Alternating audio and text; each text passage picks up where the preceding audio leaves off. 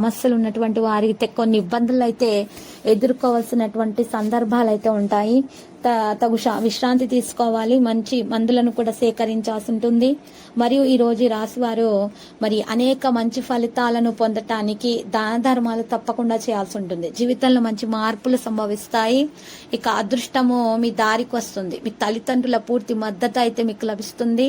అడ్డంకులన్నీ కూడా మరి తొలగించబడతాయి. ఇతరుల పట్ల గౌరవం కూడా మీకు పెరిగిపోతుంది. మీ ఆరోగ్యం మీరు జాగ్రత్తగా చూసుకోవాలి. నిర్లక్ష్యం అనేది చిన్న సమస్యనే కదా అని నిర్లక్ష్యం మాత్రం చేయకూడదు. ఆ చిన్న సమస్యనే పెద్ద సమస్యగా మారిపోతుంది. ఎవరికైతే మరి శస్త్రచికిత్స అవసరం అవుతుందో, గుండెకు సంబంధించినటువంటి వ్యాధులు ఉన్నటువంటి వారికి ఈ యొక్క రాశి వారికి అయితే మరి తగు జాగ్రత్తలు తీసుకోవాలి. కాఫీ టీలు మానడానికి ఇది ఉత్తమమైనటువంటి రోజు.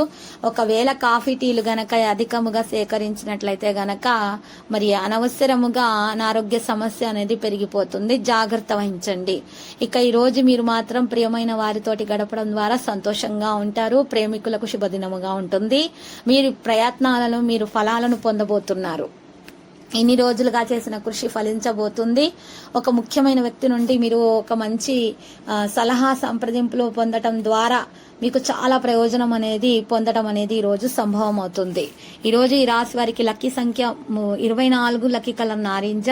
పరిహారాల ఆంజనేయ స్వామి ఆలయ దర్శనం చేసుకుని కుంకుమార్చన చేయించుకోండి. శుభప్రదంగా అయితే ఉంటుంది.